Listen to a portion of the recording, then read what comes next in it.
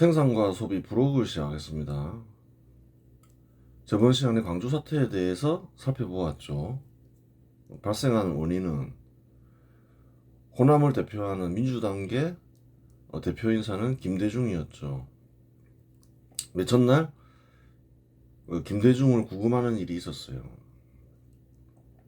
그러자 김대중을 지지하는 인사들이 호남에 있죠. 그리고 학생들과 함께 시위를 일으켰죠. 그래요. 비상계엄령이 선포된 상태였죠. 군이 투입됐죠. 그래서 일단 뭐 당일 해산됐는데 부산과 마산에서 일어났던 폭동과는 약간 다른 측면이 있었죠. 부산과 마산에서는 투입되자마자 이제 진압이 되고 끝이 났어요. 근데 광주 사태에서는 점점 과격해지죠. 해산시켰는데 다시 모였는데 더 과격해지고 점점 과격해지는 현상을 확인할 수가 있어요. 아, 왜 그랬을까? 부산과 마산은 진압하는 것으로 끝났는데 뭐 그런 부분 생각해 볼 수 있는 거예요. 왜 다르게 양상이 전개됐을까? 그래요. 보겠습니다. 그러면 1979년 부산 마산에서의 폭동과 달리 광주 사태에서는 시위대가 흩어지지 않고 계속 과격해졌는가 하는 의문이 생긴다. 그렇죠. 계속 과격해졌죠. 진압이 안 되고. 현 시대에서 널리 유행하는 설은 부산과 마산과 달리 호남을 차별하여 과격하게 진압했기 때문이라고 주장한다. 뭐 그런 설이 있어요. 왜 부산과 마산과 달랐을까? 차별했다. 근데 그 설득력이 있냐 이거죠. 현 시대 선거 결과를 보면 그럴듯하지만 그게 맞는 것처럼 보인다 이 말이죠. 현 시대 선거 보면 호남 민주당 지지가 절대적인 것 같죠, 호남이. 근데 그 당시는 안 그랬다는 거예요. 1978년 선거를 보면 민주공화당이 민주당계 정당에게 승리했다. 또 그전에는 더 압도적으로 승리했죠. 이때는 좀 비등비등했지만 호남 역시 민주공화당과 박정희 좀 더 넓게 얘기하면 군사정부를 지지하는 지역이었다는 거예요. 반대 지역이 아니었다는 거예요. 오히려 서울이 반발 지역이었지. 도시도 다 그런 것도 아니고 뭐. 쉽게 말해 지지 지역의 주민들을 차별 대우할 이유는 없다는 말이다. 자기를 지지하는 지역을 왜 차별을 해요? 특별히 그런 건 없는 거죠. 계엄군이 투입되면 부산 시민이라고 하여 살살 다루고 부산 주민이라고 하여 살살 다루고 광주 주민이라고 하여 거치게 다루지 않는다. 그렇죠 뭐. 군지관이 경상도 사람은 살살 다루고 전라도 사람은 거칠게 다루라는 명령을 내렸을 가능성은 0%이다. 따라서 널리 유행하는 설은 신뢰할 수 없다. 좀 조사를 해봐야 되는데 누가 이런 설을 퍼뜨렸는지. 김대중일 가능성이 크죠. 김대중은 1967년부터 그래요. 지역 감정을 이용한 지역 갈등을 일으키려고 했죠. 이런 설은 그래요. 김대중 학생이 상당히 커요. 한번 확인해 봐야지. 누가 이런 설을 퍼뜨렸는지.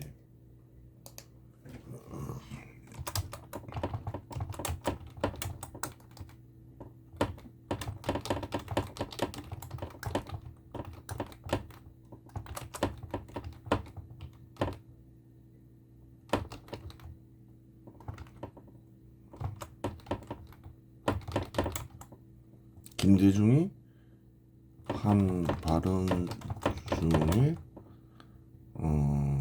그래요. 차별적으로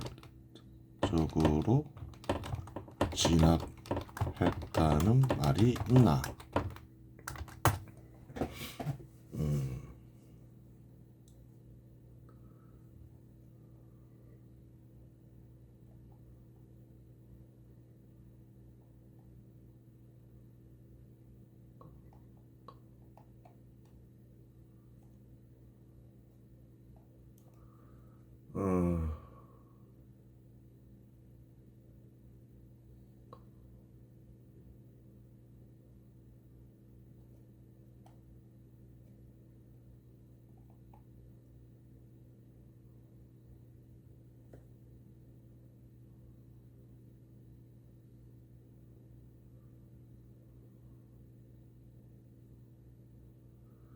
김대중 발언 중 신군부의 행위가 호남에 대한 정치적, 지역적 탄압이라는 인식을 드러낸 발언은 있었을 수 있으나 확인이 되진 있었을 것 같긴 한데 확인이 되진 않는다 이렇게 얘기하고 있죠.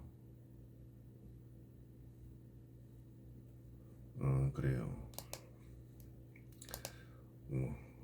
그래서 뭐 특별히 뭐 조사해야 될 정도로 관심 있는 건 아니니까 뭐그 정도로 하고 현 시대에서는 북한군 개입설도 있다. 왜 이렇게 진압이 안 되고 점점 과격해졌는가 그때. 북한군 개입설도 있죠. 그래요. 하지만 당시에 북한군이 개입했다는 발표는 없었다. 밝혀지지 않았잖아요. 개입했으면 발표를 했겠죠. 적발됐으면. 설사 개입했다고 하더라도 45년 전 사실이다. 당시에도 밝히지 못한 사실을 현 시대에서 밝히는 일은 불가능하다. 흔적이 있었으면 그 당시에 밝혔을 건데 사실은 이제 뭐 밝히지 못했다는 말은 거의 그런 일은 없었다고 봐야 되는 거죠. 0%는 아니죠. 0.1%라도 가능성은 있지만 그렇잖아요. 북한은 뭐 언제나 개입을 하잖아요. 한국 일에 늘 개입하잖아요. 이제 그렇다 해서 성격을 규정짓지는 않죠. 그게 어느 정도 수준으로 개입하냐 그거지. 항상 개입은 해요. 뭐 라디오로 선전선동을 하거나 가장 약한 수준이고 뭐 간첩을 통해서 뭐 지원을 하거나 뭐 그런 일은 있을 수 있죠. 있을 수 있는데 북한군이 개입했다 하면 가장 높은 수준의 개입을 얘기하는 건데 그래요. 뭐 당시에 뭐 밝혀진 건 없다는 거예요. 개입하지 않았을 가능성이 굉장히 크죠. 그래도 만에 하나 가능성은 있는 거죠. 뭐 우리 알 수는 없는 거니까. 그래요. 알 수는 없는 거죠. 훗날 그거는 이제 만에 하나라도 북한에서 문서가 나오면 어떡해요. 그때 군대 파견했다고. 그런 일은 거의 없어 보이긴 하지만 그래요. 그런 일이 그게 아니면 개입하지 않았다 이렇게 얘기하는 게 맞아요. 그럴 가능성도 상당히 좋고 45년 전이라고 하더라도 박남선, 김종배, 문장우 등 당시 시위대를 주동했던 이들이 살아있다. 지금도 살아있는 사람들이 있다는 거예요. 뭐 40년 정도 됐으니까. 이들은 무기고를 탈취하는데도 앞장선 이들이라고 하니 그들이 북한군이나 간첩하고 접선하지 않았다면 북한과 연계된 사건은 아니다. 뭐 그렇게 봐야 되는 거죠. 또 밝힐 수도 없고 설사 개입했다 하더라도 45년 전에도 밝히지 못했는데 어떻게 밝혀요?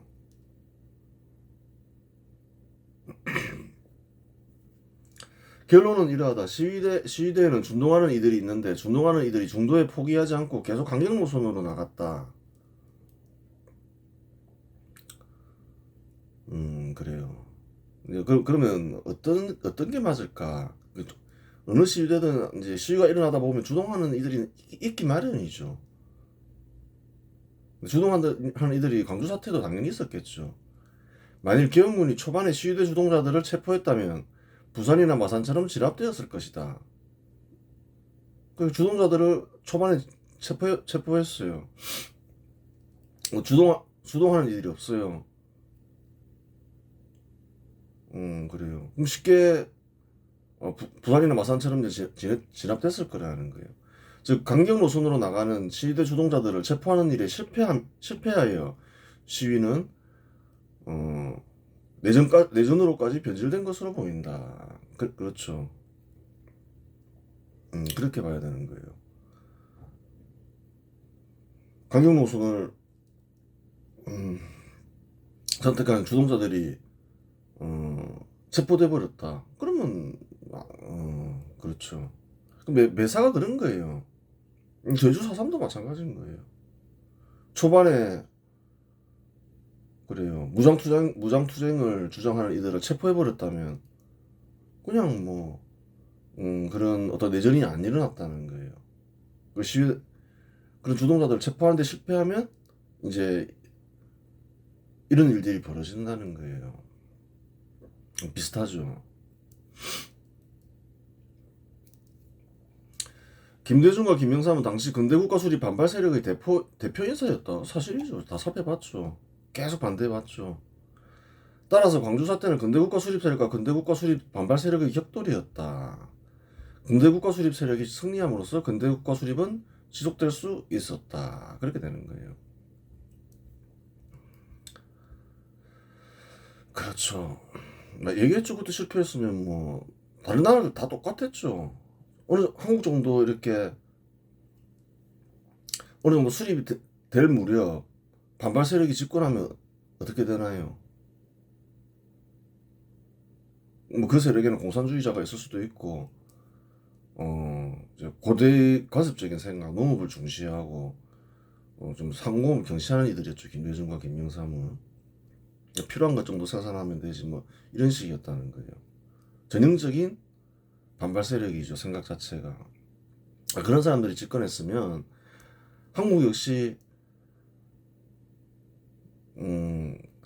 근대국가 수립이 자초됐다는 거예요. 그 당시에는 대부분 사람들이 그렇게 생각했다는 거예요. 한국만의 현상이 아니라 대부분의 낙후된 국가들이 국민들이 그렇게 생각을 했어요. 김대중과 김영삼도 그런 사람들 중에 사람들이 따름이라는 거예요. 그럼 당연히 한국도 자초됐을 것이다. 그렇게 봐야 되는 거예요.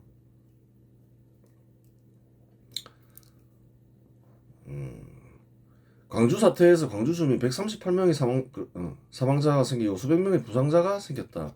그로 인해 혁명을 일으킨 전두환과 함께한 군부, 나아가 근대국가 수립을 죄악시하는 풍조가 제법 많은 한국인들에게 있다. 현실이 어떨까요? 이 이제 138명의 희생자가 생김으로써 그래요. 이제 전두환과 함께한 군부를 굉장히 비난을 하죠. 또 더 나아가서 그 당시 업적들을 죄악시하는 성향이 있죠.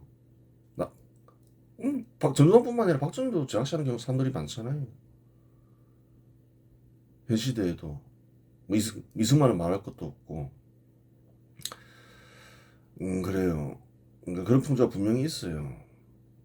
근대국가 수립 과정에서 희생자가 없으면 그보다 좋은 일이 없겠지만 불행히도 그러한 경우는 거의 없다. 그냥 없다라고 하면 돼요. 항상 있어 왔어요. 한국이 문제다 그런 게 아니라는 그런 문제가 아니라는 거예요. 어느 나라에나 다 있다는 거예요. 자생적인 국가에는 없는 거 아니냐. 영국, 미국 봐라. 민주 정치하고 있느냐. 민주 정치가 먼저였냐는 거예요. 근대국가 수립이 먼저였지. 희생이 없었을 것 같냐는 거예요. 또 민주 정치하면 희생자가 안 생길 것 같냐는 거예요. 그렇지도 않다는 거예요. 경우에 따라 근대국가 수립 반발 세력이 근대국가 수립 세력을 상대로 폭동, 반란, 내전, 탄압을 시도하기 때문이다. 그럼 왜 희생자가 생기나?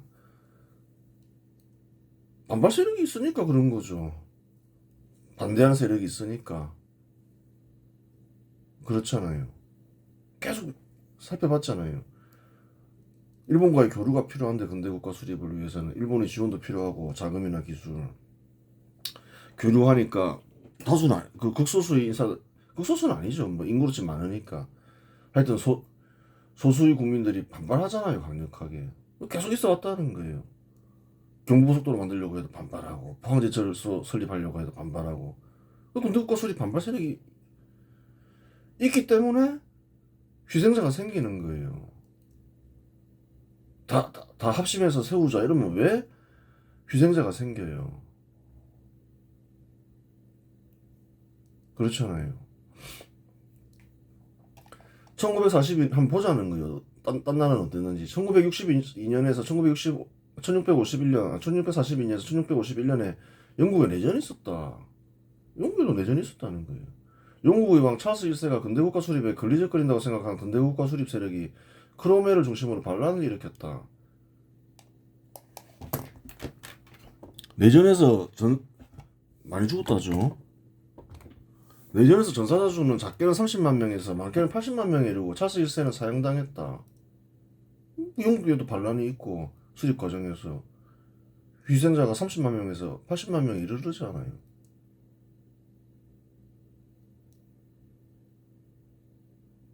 그래요. 딴 나라도 볼 수 있다는 거예요. 아, 미국은 안 그렇지 않느냐. 아, 똑같다는 거예요. 1961년에서 1964년에 미국에 남북전쟁이라고 불리는 내전이 일어났다. 이것도 마찬가지로 근대국가 수립 과정에서 일어났다는 거예요. 외제 폐지하는 가운데에서 일어났잖아요. 근대국가 수립 세력은 링컨을 중심으로 근대국가 수립 반발 세력과 전쟁을 벌였고 적게는 3,000명에서 그래요. 100만 명에 이른다.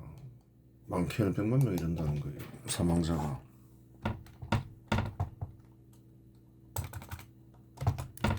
사실일까요? 거짓말일까요? 사실이라는 거예요. 아, 왜 희생자가 생기냐는 거예요. 이렇게 막 100만 명에 육박하는 최소 수십만 명에서 반발 세력이 있으니까 그렇다는 거예요.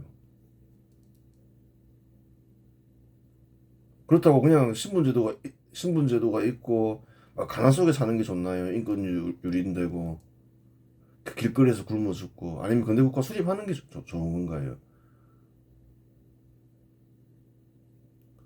수십만 원에서 100만 원에 이르는 희생자가 생겼다 하면 큰 희생 같지만 어, 그 희생을 치르더라도 왜 하려고 하나요?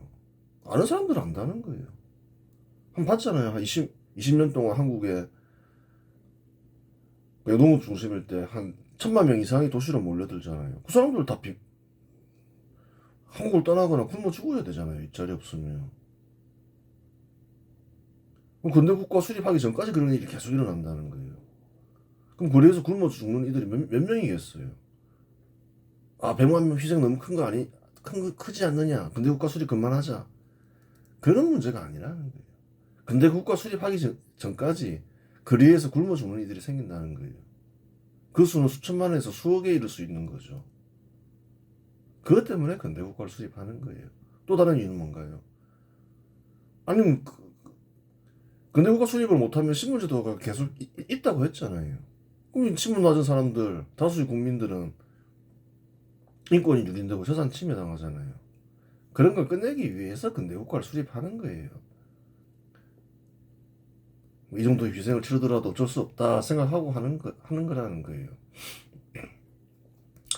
살펴보았듯이 근대국가 수립 반발 세력의 저항으로 인하여 근대국가 수립 과정에서 큰 희생이 발생할 수 있다. 그나마 승리하면 국가는 번영하고 국민 개개인은 풍요로워지고 국민의 인권은 신장되지만 그렇죠. 큰 희생을 치르더라도 반드시 승리한다는 보장은 없다. 패배하는 경우도 있다는 거예요. 많겠죠. 한국은 성공한 케이스죠. 다행인 거예요.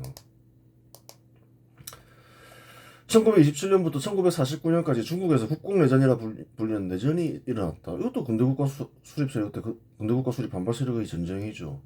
당시 중국의 근대국가 수립 세력이었던 국민당이 근대국가 수립을 하려 했지만 근대국가 수립 반발 세력인 공산당은 농민 중심의 사회주의 국가 수립을 목표로 반발하여 마오쩌둥을 중심으로 전면전을 벌였다. 내전은 두 차례에 걸쳐 진행되었고 최종적으로 공산당이 승리하였다. 내전에서의 희생자 수는 적게는 150만 명에서 많게는 800만 명 이상이 이른다. 800만 명이 사망했다는 거예요. 근대국가 수립 반발 세력 때문에. 근대국가 수립하면 될 거 가지고 800만 명으로 끝났냐는 거예요. 중국도 이제 어느 정도 근대국가 수립했죠. 공산주의를 포기하고.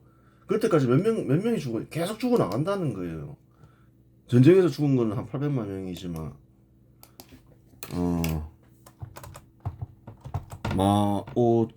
마오쩌둥이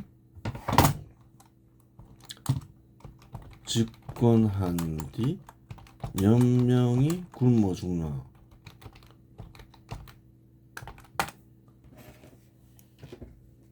이상한 짓 돼가지고 많이 굶어 죽잖아요. 대기근도 발생했다는 거예요. 공산주의 한답시고 대약진 운동이라고 불리죠. 수천만 명이 죽었다는 거예요.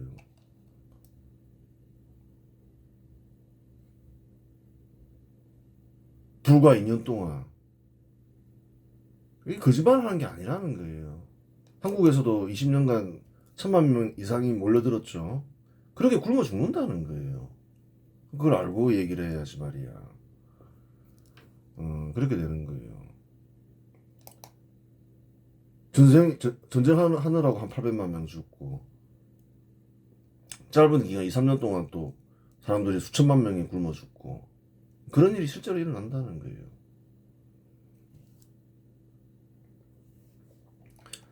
1960년대부터 이란국왕 팔라비는 근대국가 수립에 힘썼지만 1969년 근대국가 수립 반발 세력이 폭동을 일으켰다. 그렇죠. 78년이죠. 78년에서 79년이죠. 그 결과 적게는 3,000명에서 많게는 6만 명이 사망했으며 근대국가 수립 반발 세력이 승리함으로써 근대국가 수립은 무산되었다. 그렇잖아요. 이란도 엉망이 됐잖아요. 가난해지고 또 반미한답시고 이상한 짓 하면서 또 근래 들어서 또 폭격당하고 이 성공한다는 보장이 없다는 거예요. 많은 희생을 치르더라도.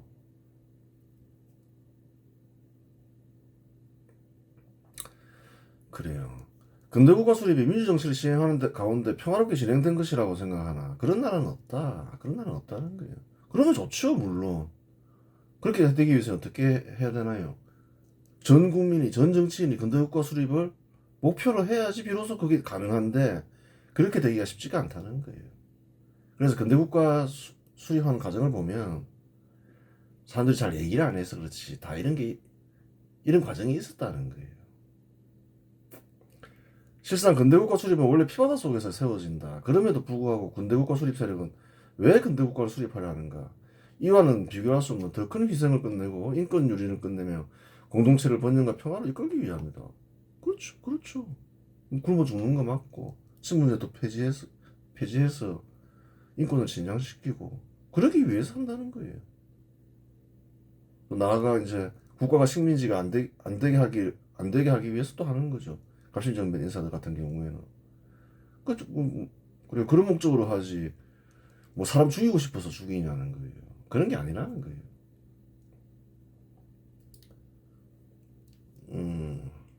그러고 보면 한국에서도 근대국가를 수립하는 과정에서 참으로 많은 희생이 있었다. 한국에서도 희생이 있었나요, 없었나요? 있었다는 거예요. 갑신정변에서 시작한 근대국가 수립은 시작할 때부터 사망자가 생겼다. 반발 세력이 있으니까 생기죠. 1950년 6.25 전쟁 때 근대국가 수립 반발 세력인 북한공산당이 전쟁을 일으킨 바람에 200만 명에 이르는 사망자가 생기고 국토는 초토화되고 한국은 알거지가 됐다. 큰 희생을 치렀죠 이때 6.25 전쟁 때. 근대국가 수립 반발 세력이라 보면 되는 거죠. 또 한국의 건국 반발 세력이고 광주 사태에서도 165명의 사망자가 생겼다. 누구의 잘못이라고 생각하는가? 근대국가를 수립하는 과정에서 이제 뭐 광주 사태는 뭐 사실은 큰 희생은 아니죠. 그 6.25 전쟁 때 비하면 하여간에 누구의 잘못이라 크든 작든 뭐 사람이 죽은 거는 안타까운 일이니까 누구의 잘못이라 생각하느냐는 거예요.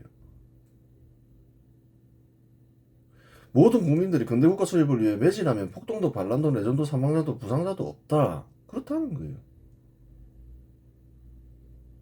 근데 다 그랬냐는 거예요. 그렇지가 않다는 거예요. 식민지를 겪었음에도 불구하고 자기들이 왜 식민지가 됐는지도 아는 이들도 있었는데 또 이 모르는 이들도 제법 많았다는 거예요. 한 10%만 돼도 수백만 명이잖아요. 그런 이들 때문에 이런 희생자가 생긴다는 거예요. 반발 세력이 없으면 희생자가 생길 이유가 없잖아요. 언제까지 절대빈곤에서 살 것인가? 근대국가를 수립하지 못하면 끊임없이 빈민들이 양산되면 그렇잖아요. 그래서 사람들이 죽는다. 수천 년간 그렇게 살아왔다는 거예요. 통계 자료가 없을 뿐이지. 수천 년 한국이 그래서 살아왔다면 그렇게 죽은 사람이 몇 명 될까요? 누적 인구를 따지면 수천만 명이 넘어가겠죠. 그렇다는 거예요. 이는 근대국가 수립 전까지 지속되는 것이니 그 수는 수천만 명에서 수억 명에 이를 수 있다. 그렇죠. 계속 죽어나가는 거죠. 20년에 1000만 명씩 죽어나가는 거죠. 이뿐인가 신분제도를 공식적으로 폐지하더라도 실질적으로는 폐지되지 않는다. 그래요. 얘기했죠, 이런 부분은. 그런 와중에 신분이 낮은 수천만 명의 국민들은 인권이 유린되고 재산이 침해당한다. 직장이 있어야지 신분제도가 폐지되죠, 실질적으로. 직장을 못 구하면 노예 상태가 되는 거죠. 즉 근대국가 수립은 어떻게든 해야지 외면할 수 있는 과제가 아니다. 무조건 해야 되는 거다. 희생 어쩔 수 없다. 그래요. 해야 되는 거다. 외면할 수 있는 과제가 아니다. 그렇죠. 결국 반란, 폭동, 사망, 부상, 파괴에 대한 모든 책임은 근대국가 수립을 반대한 근대국가 수립 반발 세력에게 있다. 당연하죠. 반드시 해야 되는 걸 막으니까 그런 거죠. 당시 한국은 어떤 식으로 근대국가를 수립했으면 가장 바람직했을까? 어떻게 수립했으면 가장 바람직했을까요? 박정희가 사망하지 않고 20년 정도 더 집권하면 근대국가를 수립하는 것이 가장 바람직했다. 그런 거라는 거예요. 가장 유능하고 그래요. 가장 목표식이 뚜렷한 이슈. 반발 세력이 너무 많잖아요. 기왕 유신한 거 그냥 박정희가 하는 게 제일 낫다는 거예요. 그래요. 가장 그럼 광주 사태가 안 일어났을 수도 있는 거죠. 박정희 지지자가 많았으니까.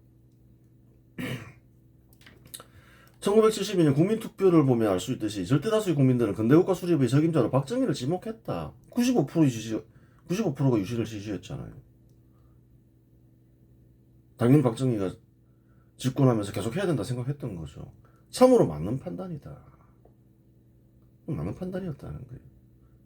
박정희처럼 목표의식이 뚜렷하고 유능한 인물은 사실은 찾기 힘들죠.